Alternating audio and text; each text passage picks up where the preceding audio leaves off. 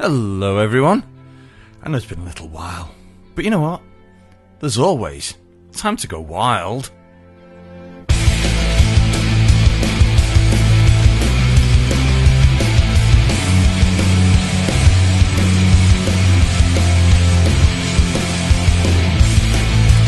A new Time to Go Wild Radio podcast available on YouTube and Podbean, also picked up by Amazon Podcasts.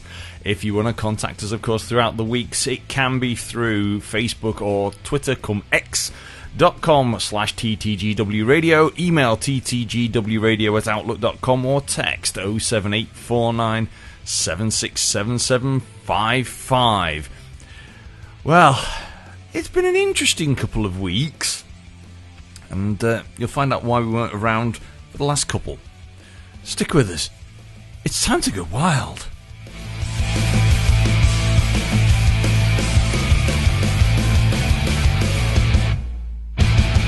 Hello and welcome to a new Time to Go Wild Radio podcast.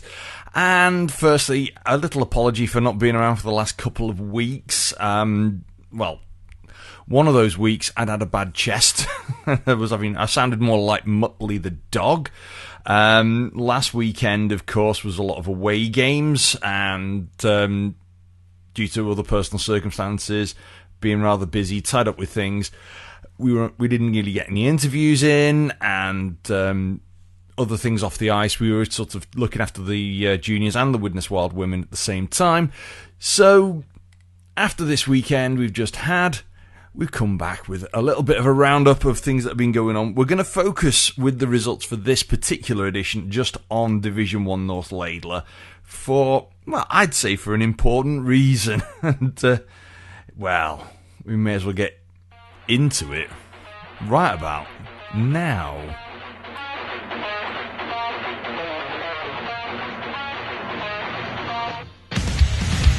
Going back to the 23rd of November, Hull Jets 1, Solihull Barons 5, Leeds Knights 7, Deeside Dragons 14, Nottingham Lions 4, Whitley Warriors 5. And then on Sunday, Blackburn Hawks 7, this is the 24th of November, I should say, Blackburn Hawks 7, Billingham Stars 3, Deeside Dragons 4, Widnes Wild 5, Nottingham Lions 3, Solihull Barons 7, Sheffield Scimitars 1, Hull Jets 7, and Whitley Warriors 3, Leeds Knights 6. Moving to the weekend we've just had, Saturday 30th of November, Hull Jets 2, Nottingham Lions 4. On Sunday, Billingham Stars 9, Solihull Barons 4, Deeside Dragons 4, Sheffield Scimitars 1, Leeds Knights 5, Blackburn Hawks 7, Nottingham Lions 2, Hull Jets 3, and Widnes Wild 1, Whitley Warriors 4. So they're the big results from Division 1 North Laidler over the last 2 weekends. And if you've been paying attention there, you'll notice particularly one of those results, which I think most of us would say was a surprise. I have to focus on the result from last Sunday first off. The YKK Widnes Wild down the road in Deeside. And as we all know, Deeside are a very, very fast, very physical team. And it's not an easy place to play when you've got such a strongly built physical team as Deeside. And the YKK Widnes Wild went there and pulled off a 5-4 win on the road. And it's been a while, I think, since we've had a win like that in Deeside. And a lot of people had that result down as it'll be a Deeside blowout, especially after the game earlier in the year, a little bit earlier on. And, of course, their big 14-7 win on Saturday down the M62 in Leeds. So, it proves what a strange game ice hockey is. I mean, there have been some very, very strange results in the last week. Looking at them, Blackburn turning Billingham over by 7-3. as I say, where were we? Leeds turning Whitley over on the 24th of November by 6-3. Where are we as well? Nottingham? Where was the Nottingham one? I thought I saw a big Nottingham win. Where was it? Yes, there it is on Saturday the 30th. Hull Jets 2, Nottingham Lions 4. So anybody's beating anybody. And for those of you who were at the game between the Widnes Wild and the Sheffield Scimitars the other week, that at Planet Ice Widnes, things did not go to plan. They did not go to plan at all. To answer back with that big result against the Deeside Dragons was a major turning point. And for those people who were there on Sunday for the 4-1 win from the Whitley Warriors on the road in Widnes against the Widnes Wild, it was not an easy game for Whitley. Anyone can say that. It was a good game to watch. It had a lot of interesting incidents, we'll say. It was end-to-end stuff. Nobody gave up. It was played all the way right to the final buzzer. Widnes had plenty of chances. There was lots of oohs, ahs, and ahs, especially during the first period. Sometimes for Widnes, it was just a case of the puck was just missing that final touch on the stick. Whitley being that little bit more clinical and managed to get the results. Well, after the match, I caught up with the YKK Widnes Wild captain, Andrew Hopkins, and we had a little chat to sum up what's happened over the last couple of weeks. Well, a lively night at Planet Ice Widnes. The YKK Widnes Wild taking on the Whitley Warriors. Finished 1 goal to the Wild, 4 to the Warriors, but the Wild had plenty of chances, and it was just one of those nights where it just wasn't going in the net. And I'm not just saying that, it was so close. Yeah, that's pretty spot on. Failed for a good 40 minutes a game. We were probably the better team. First and second period sort of had more of the puck, more control down low. Unfortunately, as you said, we just couldn't put the puck in the net. I was probably the worst one for it, to be honest, because I almost had about 7 or 8 shots and a lot of missed the net or going in the keeper's chest. So on our side, we just need to be more clinical at that. Just shows you how he came up in the third period and just putting the puck on the net. End up going in, thankfully. But yeah, we just need to regroup. We showed on against D-side last week that we can do it, and then fortunately it just didn't go our way this week. Well, we'll do a quick rewind to last week in D-side. It's always tough to go to their barn. They're a very strong, very physical team, very lively team. You're never sure what you're going to get with them, apart from it's going to be a tough one. And to come out with the 2 points, especially after the previous game we'd had here against them, that must have felt good. Yeah, it was really good last week. I'm sure a lot of people didn't expect it. Certainly a lot of people online that given us a lot of hate recently. So to turn around and do that in Derby Day was pretty impressive. We were all pretty stoked about it. But that was just the thing about working hard for a full 60 minutes. Put the pucks on net, and unlike today, the pucks went in. We did control the majority of that game. D-side came out harder at points, but we managed to weather the storm and then hold on with the empty net at the end. So yeah, it was a good result. It was just pity we couldn't follow up again today at home. It is a massive psychological boost. That, I mean, we had the overtime win in Sheffield, a proper regulation win against a very strong physical team. They've been together for a number of years as well, and as we know, this team is growing as a unit. A lot of new faces this year, and it is building. And you can see, I mean, tonight out there, the intensity was there, the passing was there, and it, as you say, sometimes it just wasn't quite landing on the sticks at the right point.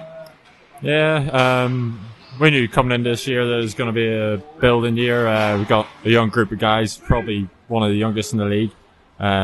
So bringing in a lot of new faces that have definitely stood up to the mark and the test and passed with flying colours. It's just, as I say, it's going to be a process throughout the whole year. After you lose some of your top guys that you had last year, and other people have got to step up.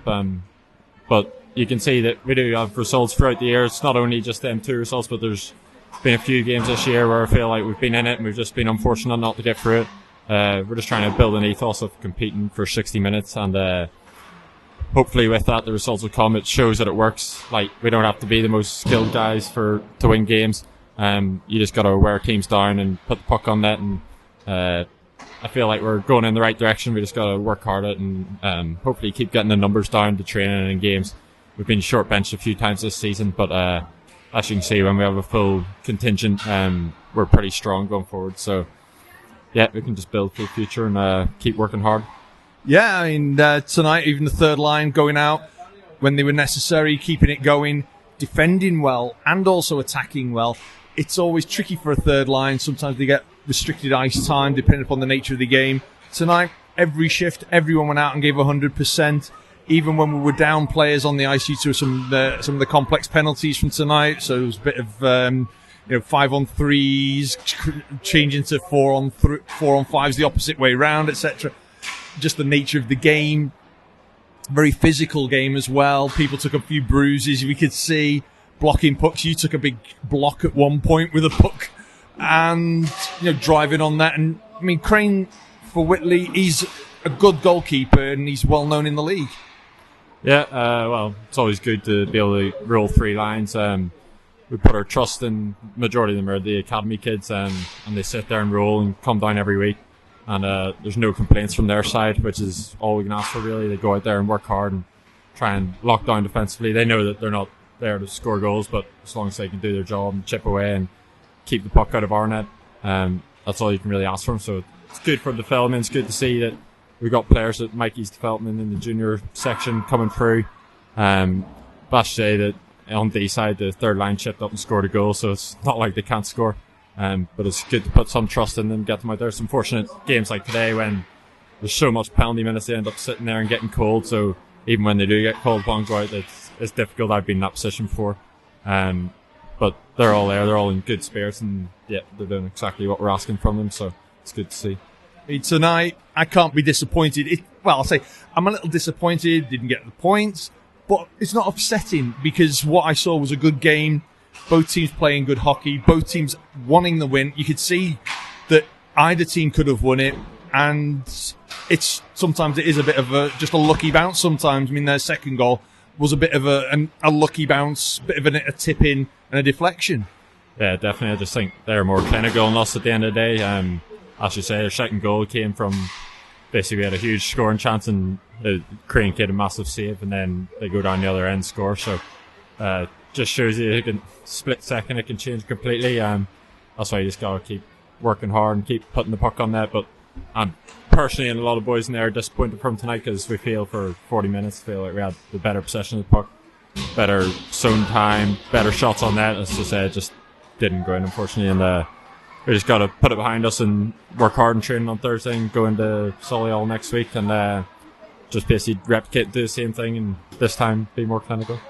Well, yeah, Solihull away next Saturday, so fingers crossed and all the best for a good game next weekend. So thanks for joining me, Andrew. Yep, lovely, thank you. Cheers. Thanks again, Andrew. Always a pleasure catching up with the guys and getting their input on how things are going. As you can tell, yes, there's disappointment after that result, but not total sadness because it was a good game. It was played well. It was entertaining. There was a lot of new people there, a lot of invited people there, and everyone seemed to really enjoy it. The crowd was getting behind the team, and it's showing just how things are starting to evolve a bit more and gel together. And remember, this squad for Widnes, the bulk of the team are no older than 21. That's the surprise. When you're getting players who are classed as, seasoned players, and they're 21, like, hang on a minute, 21's a seasoned player. So, a few players took some heavy knocks. Hopefully they're okay. Bez Hughes took a big hit into the boards, looked very, very dazed at one point. Hopefully he's okay. I think Matt Barlow went off potentially with a bit of a knock. Hopefully he's on the road to recovery and nothing major for him. But it was good seeing Owen Ray back. It was good seeing a lot of the other players who were all back and having a bigger squad than we had against Sheffield. and being able to roll the lines. And ironically, the goals being scored by Joe Howie assisted Luke Alston. And Luke, playing for our under-18s, even putting in the time, putting in the dedication. And him, Jared Knowles, all of the academy lads and former academy lads. I mean, Ben McClellan, for one, former academy lad, spent a year and so playing at Altrincham and up at Blackburn. Since coming to Widnes, he's hardly off the ice. I mean, not getting much ice time somewhere else, comes to Widnes, and his ice time is through the roof. So, but you can see just how much it's benefiting him. And it's great to see these young players who've come through the academies over the recent years really playing a big part in the team. So this is sort of how things have to progress at times, where you take that step back and move forwards with bringing in new players. As we've seen over the years, other teams have had to do it. Billingham have had to do it. Blackburn had struggled for a few years. Whitley, remember, not too long ago, we played Whitley in a promotion relegation game between Division 1 and Division 2. Nottingham Lions struggled for many years. Now they're starting to have that pick-up. That squad's been together quite some time in playing Division 1 hockey. Now it's starting to grow through. These things happen. And our faith and dedication in your team, and as a Wild fan, supporter, with the Wild, it will help. It will help benefit the club. It will help benefit all the players and the squad, and it will bring the club back to rising back up the table. And these things happen ups and downs and ups and downs. I mean, Hull Jets had a big rebuild. They were once a big, as Kingston Jets, a high-flying team in the old ED1, and then dropped into ED2 and Division 2 as it is now, and then have rebuilt, regrown, redeveloped, blossomed up again, and they're flying high in Division 1 now. So it's always a swinging around about. Things can happen. Things can change overnight. So with that sort of thing in mind, if I find the right button, we'll go with this one. Let's have a look at some of the tables as they currently look. Starting off with the Elite League, and they are set up as follows for the league. 10th place, it's the Five Flyers, 15 games and 6 points. Manchester Storm currently in 9th position, 14 games and 8 points. The Glasgow Clan in 8th position, 15 games and 10 points. Dundee Stars, 7th position, 16 and games, 13 points. Nottingham Panthers in 6th, 15 games, 16 points. Belfast Giants, only just a little bit above, 14 games and 18 points, level on points with the Sheffield Steelers, who are in 4th position. Also on 14 games and 18 points. Just a point above are the Guildford Flames in 3rd, 16 games and 19 points. The Coventry Blaze having a good run at the moment, 14 games and 21 points puts them in 2nd position. And the Cardiff Devils, top of the shop at the moment, 17 games and 28 points. Bit of a games played difference, but you know, there's quite a tight pack in the middle of the table. So anyway, things can change with a couple of games played. If we look at the Challenge Cup first with Group B, you've got the Five Flyers in 4th position, 12 games, 7 points. Dundee Stars in 3rd, 12 games, 9 points. Apparently, according to this, in the table, the Glasgow Clan in 2nd place, 12 games and 15 points, and they advanced to the elimination stage and qualified for the semi-finals. It's the Belfast Giants at the top of the table, 12 games and 21 points. As we go to Group A, which is a group of 6. I'm not sure why they've done it, probably for locations, but Guildford Flames in 6th position, 10 games and 5 points. Manchester Storm in 5th on 10 games and 9 points. Cardiff Devils in 4th, 8 games, 9 points. The Coventry Blaze in 3rd, 9 games and 12 points. The Nottingham Panthers in 2nd position, 9 games and 13 points. And according to this, it says advances to the elimination stage. That might change. But top of the Challenge Cup table are the Sheffield Steelers at the moment. 10 games, 16 points. I'm not sure if there's any games. There might be the odd game still to play in that group.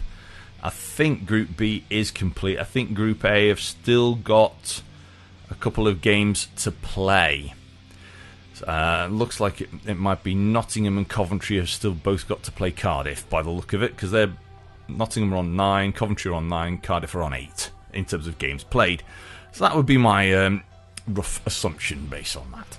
So we'll come now to the National League and how things are shaping up there. We have the Berkshire Bees in 11th after 24 games. They're on 13 points.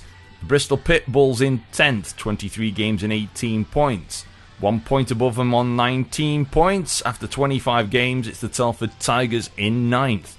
Solway Sharks are in 8th after 22 games with 20 points.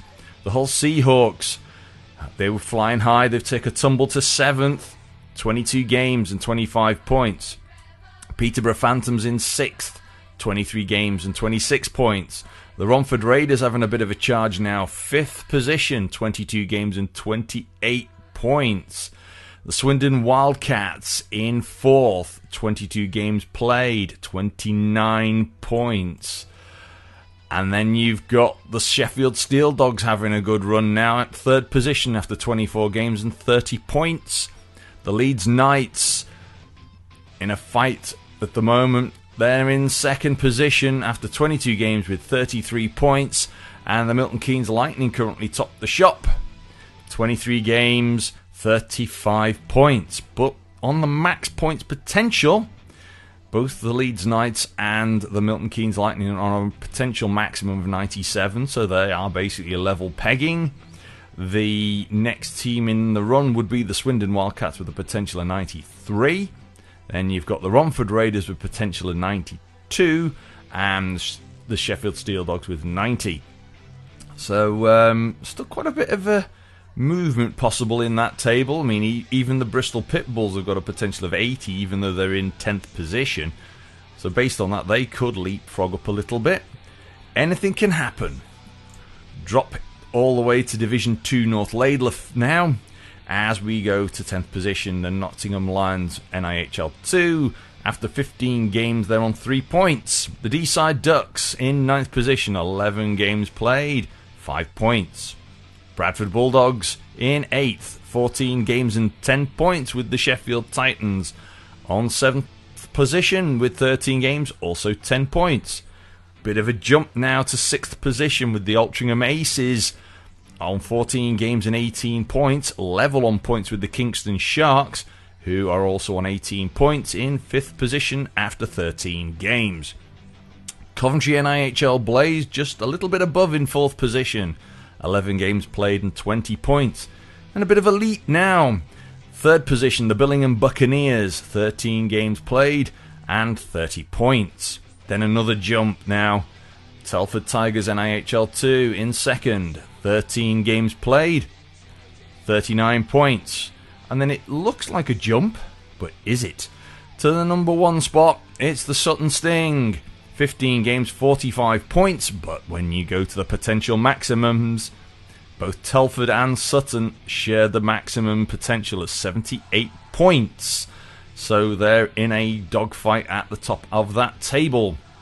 And quite a bit clear, because the next place team would be the Billingham Buccaneers with potential max of 69. So quite a bit of a gap building up there between the top 2 and then 3rd and below. Move up now to Morley, Division 1 North.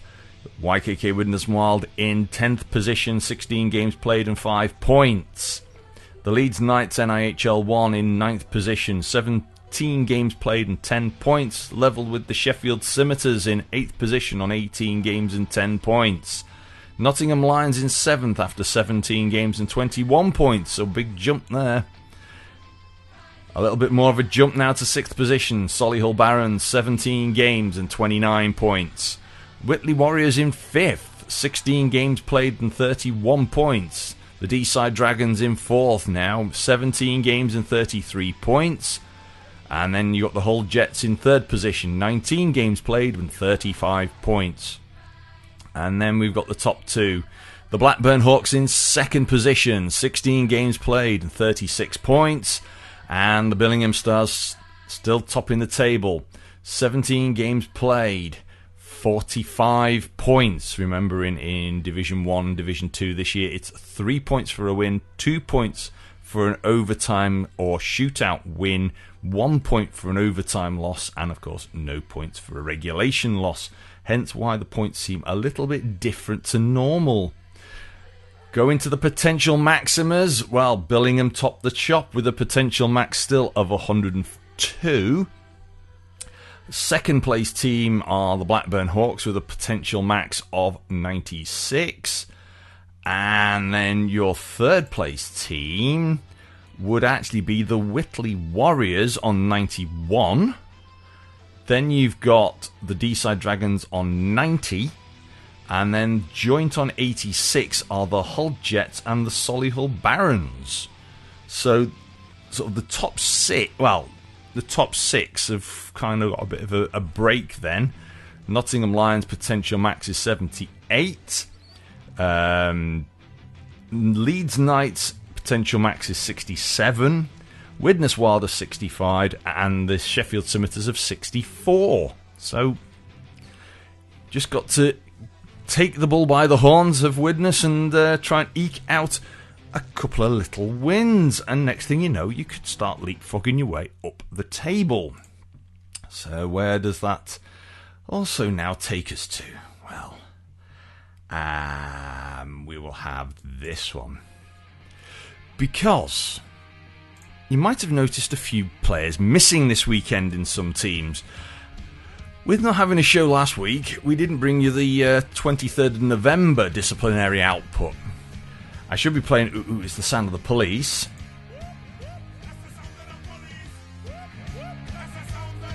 Which you can hear in the background there, because it's Naughty Step. We're giving it a bed today.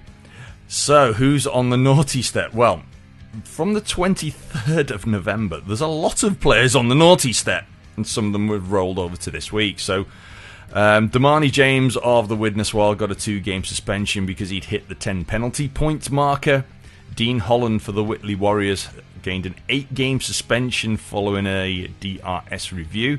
3 suspending pending no further instances of the nature before the end of the season, and it was for an illegal check to the head. And the additional commentary, player was unaware and in a vulnerable position, no attempt to play the puck, and first point of contact was the head, arms extended out upwards, recklessly endangering the opponent. An injury was sustained, supported by an injury report form. Ooh. So that's why Dean Holland was missing this weekend. For Whitley Warriors, James Royds for the Blackburn Hawks got a 6-game suspension following a DRS review. 2 games suspended pending no further nature during the season for kneeing, where the first point of contact was the knee, recklessly endangering the opponent. An injury was sustained, supported by an injury report form. Max Parsons of the Oxford City Stars got 2 games for fighting, left the crease and charged his opponent, who was unable to defend himself before throwing several punches. Oops. James Spencer from the Sutton Sting got 1 game for fighting. Cameron Akers got himself 1 game for fighting, plus a 2-game suspension for hitting 10 penalty points. Lewis Hall from the Billingham Buccaneers got 1 game for fighting, as did Ethan McLaughlin. And Sean Griffiths for the Billingham Buccaneers earned himself 2-game suspension for elbowing. Opponent was unaware of the impending contact, and the player's skates leave the ice surface to deliver the blow. Daniel Hughes from the Buccaneers got a 3-game suspension for an illegal check to the head. Reckless endangerment of an opponent. First point of contact was the head-neck area. Ben Roscoe from the D-Side Ducks got 2 games for an illegal check to the head. The player recklessly endangered the opponent. This was an unnecessary check on the player, who was in a vulnerable position, unaware of the impending hit. And James Buckingham from the Guildford Phoenix got himself a 2-game suspension for cross-checking. A hard cross-check to the opponent's back, who was unaware and vulnerable, The action was reckless and endangered the opponent. But that was from the 23rd of November. Coming up to date from the 30th of November, Cody Ogden from the D-side Ducks got himself a 2-game suspension for illegal check to the head. Player recklessly endangered his opponent with the check with the primary contact to the head neck area. Isabel Edgington from the Firebees got a 2-game suspension, 1 suspended pending no further instances of this nature before the end of the season. It was for fighting. Additional comment reads, fighting an unwilling combatant during the post-game handshakes. Player was unable to defend themselves. Ooh, heck. Particularly considering the way fighting is considered in the ladies' game. Yeah. Josie Clark Payette of the Firebees got a 2-game suspension, 1 suspended pending no further instances of this nature before the end of the season for fighting an unwilling combatant during the post-game handshakes. Player was unable to defend themselves. Oh dear. And then Katie Fairclough of the Widnes Wild Women got a 2-game suspension, 1 suspended pending no further instances of this nature before the end of the season for slashing. Recklessly endangered an opponent. Player was unaware of the slash. And that game wasn't against the Firebees by any chance. It was actually against the Whitley Bay Beacons in WNIHL 2. So yes, that's a quick roundup of the naughty step. Whoop, whoop. That's the sound of the police. Whoop, whoop. That's the sound of the beast. Well, coming up to the festive time now, and a couple of items of news to bring over to you all. We are having our Air the Bear for the YKK Widnes Wild on Saturday the 21st of December. That's against D-side. That game will be facing off at 7 p.m. at them, as far as I can tell. So Saturday the 21st of December is the Air the Bear, where we are taking either dog toys or teddies. So we've got, I think it's the Linda McCartney one is related to the dog toys, and the teddies is more for Alderhay Hospital.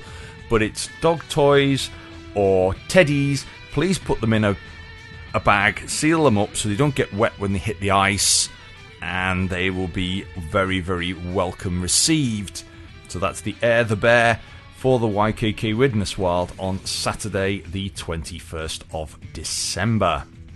So our up-and-coming fixtures for the coming weeks. Well, to take us up to Christmas, Saturday the 7th of December, we have under-14s against Leeds from 4:20, and then the Solihull under-16s will be playing our juniors at 6:05. Both of those games at Planet Ice Widnes with free entry. The Widnes Wild Women, in the meantime, are playing Caledonia at 4:05. That will be up at Cali, not at Widnes, otherwise we'll have a bit of a fun one there. And your YKK Widnes Wild are in action down the road in Solihull against the Solihull Barons. Keep an eye on social media for any travel and check the face-off time for that one. So that's the Solihull Barons. Wild at Solihull Barons, Saturday 7th of December. So there may be a little bit of rec hockey. Keep your eye out. There may be some rec hockey on Sunday if you want to pop down as well, if you're at a spare moment. From around 4-ish, we'll say. So that's there may be a bit of rec hockey going on Sunday as well. At Planet Ice Widnes from sort of 4:15-ish, 4:20-ish. Saturday the 14th of December, our under-14s are at home against the Whitley Warriors. Face off at 4:20, and our under-16s will be playing Sutton at 6 p.m. In the meantime, our under-19s will be up the road in Billingham, so that's from 6 p.m. as well. And then your YKK Widnes Wild will be down the road in Sheffield, and they will be playing the Sheffield Scimitars. Face-off I have is 5:30. That's the 14th of December. And then on Sunday, the 15th of December, the YKK Widnes Wild will be away again up the road in Blackburn this time. Blackburn Hawks are the opponents. Sunday, 15th of December. I think that's a 6 o'clock face-off. But, nay fret, there is hockey at Planet Ice Widnes, and it's the Widnes Wild women. They will be taking on Sheffield. It's a cup game, apparently. 20 past to 25 past 4 face-off for that. So that's your Widnes Wild women at home Sunday 15th of December against Sheffield. And then it brings us to the last weekend before Christmas, my goodness. And on Saturday the 21st of December, as I've just said, YKK Widnes Wild take on the D-Side Dragons. So it's the third game of the set of 4. So it's back to Planet Ice Widnes now. Who knows what can happen? So that's Saturday, 21st of December. YKK Widnes Wild against the D-Side Dragons. And it's the Air the Bear game. 7 p.m. face-off. And then on Sunday, it's the second part of our home doubleheader. 5:30 p.m. we face off against the Sheffield Scimitars. So Saturday 21st, it's D-Side. Sunday the 22nd, it's Sheffield Scimitars. Both games at Planet Ice Widnes. So that takes us up to Christmas. Well, it's been a busy time. Things just keep running along. But of course, the other bit we need to do now, of course, is that last bit of a roundup. If you want anything to do with our Widnes Wild, you can find it all through Instagram /WidnesWildOfficial, TikTok.com/@WidnesWildOfficial. Our YouTube page is Widnes Wild Ice Hockey Club, and of course Facebook and Twitter /X /Widnes Wild. Of course, widneswild.co.uk has got all the main information and is the main home of the Widnes Wild. We also thank all of our sponsors. Title sponsor YKK. Our penalty box is sponsored by Fresco Environmental, and our timekeeping bench with Sigma Tex. We also thank Cheshire Taxation, DMH Tyres, Roger Truck Services, get the teeth in, Cole. MPG Maintenance, Bright Spark Event Lighting, Northwest Mixers Ready Mixed Concrete, and Newton Construction, as well as our sponsors for Charlie Henry, main sponsor of Bear Aesthetics, and additional sponsors of Alice J. Clark Sports Romance Writer, get the teeth in, and La Jolie Ronda, as well as Bez Hughes, sponsored by Barlow's EV. Well, that about wraps things up, if my memory serves. I think that about covers it for this week. I hope you've enjoyed the content. Of course, if you want to get in touch with us, you know where to find us on all the social media networks. In the meantime, enjoy your hockey wherever you get it. All being well, we'll be back next week, maybe, hopefully at least the weekend after. It's going to be a busy couple of weekends as we run up to Christmas. So whatever you're doing, wherever you are, enjoy your hockey, as I've just said. So we all catch you. Get the teeth in, Colin, please. I think I need new teeth for Christmas. So we catch up again. From me, from the Time to Go Wild Radio podcast. Ta-ra.